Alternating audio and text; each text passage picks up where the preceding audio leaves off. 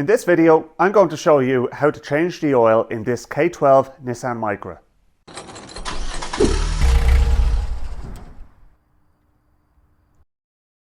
First thing we're going to want to do is jack up the car and get it up onto a pair of axle stands. As far as positioning the jack is concerned, what I like to do is use the front cross member or some properly heavy duty fixed metal component underneath the car. For this job, we're going to need a receptacle for catching the oil in, a 14mm spanner, possibly an oil filter wrench, although we don't know yet. A flashlight is also useful, a rag, and then obviously the oil and filter. Now, the oil I'm using is 10W40. You might decide to go down the route of using 5W30. It depends on your climate and weather conditions and the age of the engine and a few other factors. A good motor factors should be able to recommend the correct oil. We're going to start the job by opening the oil filler. I'll pop that up there. And now we can start letting the oil out of the engine. First thing we're going to do is locate our drain plug, which is here on the back of the engine. And we're going to loosen it. There we go.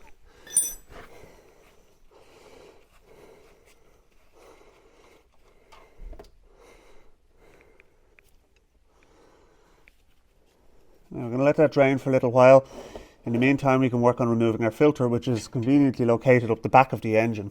So, yeah, it's kind of awkward to get at, but there it is anyway. Oh, there's a special place in hell reserved for mechanics who feel the need to stitch their oil filters on when they're changing the oil for people.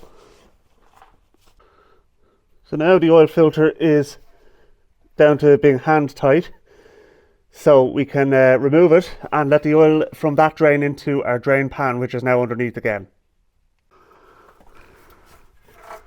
Okay.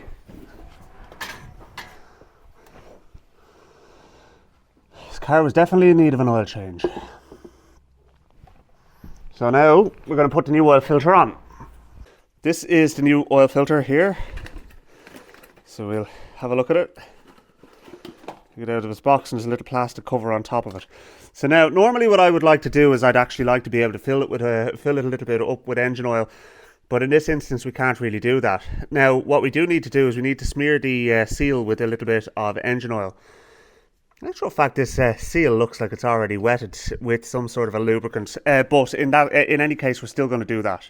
Okay, I'm just using the slightest bit of new engine oil from the can on my finger, just to wet that seal. And now we're going to screw that oil filter on, and we're going to tighten it a good hand tight. Okay, we're not going to stitch it with any tools. The oil filter removal tool is just that, it's a removal tool. So now I've tightened that filter hand tight, okay, and it's going nowhere. I've never in my life had an engine oil filter fall off, okay, and that's all you need to do, okay. The next thing we're going to do is we're going to put our drain plug back in. Now, normally I would use a new sump washer here as well, and if you can get one, put one in. But in this instance, I don't actually have one.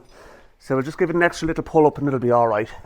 It is good practice though to replace your sump washer when you do an oil change. All right, so that's fine now.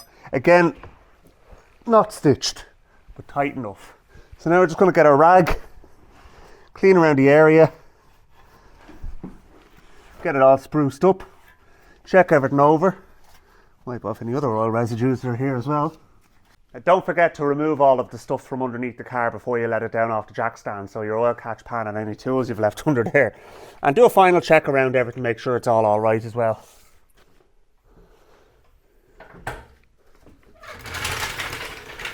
It's my mother-in-law's car, by the way, for anybody who's wondering. Okay, so correct oil capacity is 3.2 litres for this engine. So we're going to throw in a little under 3 litres to start with. And we're going to check our dipstick and see how we're looking. Now, if you have a funnel, well and good, use it. But also the other trick you can do is, if you hold the oil can sideways, it pours a lot freer.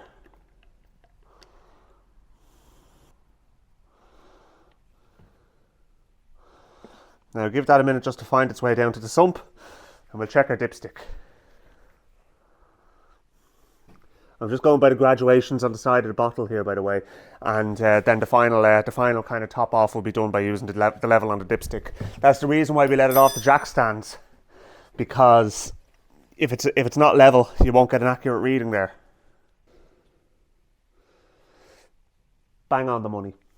So that's perfect. Okay, so now by the time we crank over the engine, that's going to drop down a little bit because it has to fill the oil filter. Okay, now don't rev it when you start it first, because that oil filter, until it's full, you're not going to get any significant oil pressure. You're kind of relying on the film of the oil that's already on the crankshaft. So it being a very small oil filter, it'll be all right. But yeah, ideally, as I said, I prefer to be able to fill the oil filter before I start the engine. Gives it a good fighting chance.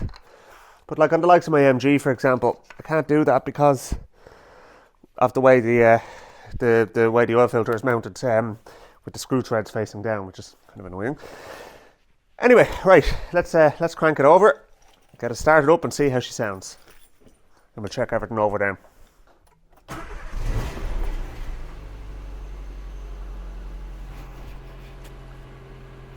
Oil pressure light went out straight away. That's great. Sounds 100%. So now what I'm going to do is I'm going to just check over all the other fluids and check everything else in the engine bay.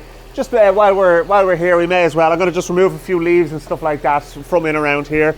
Make sure the engine is happy and healthy and everything, and then we can close it up and call it a win.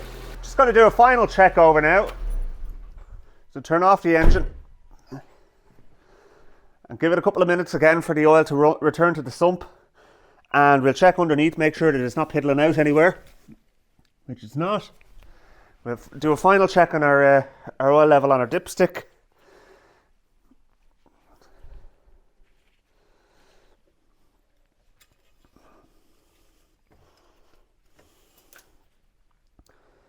Could do it a little bit more, but I think what I'll do is, in this instance, I'll just wait another minute or two before I actually do top it up, just in case all the oil hasn't returned yet, and then maybe I might just throw half a litre into it, and then it should be 100%. Okay, could do another tiny drop. So we'll give it that, and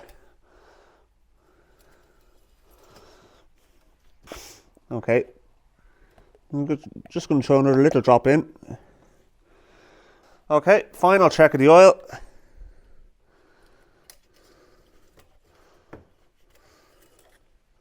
Bang on. Okay, I'm happy enough to call that finished.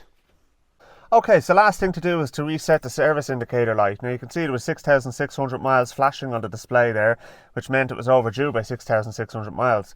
So we need to reset that. So next thing we're going to do is we're going to turn off the car, and turn it back on, and we're going to press and hold the right hand button, which is the clock set button, okay? Now you'll see that as I press that button, it's increasing the mileage on the display, which is basically changing your service interval.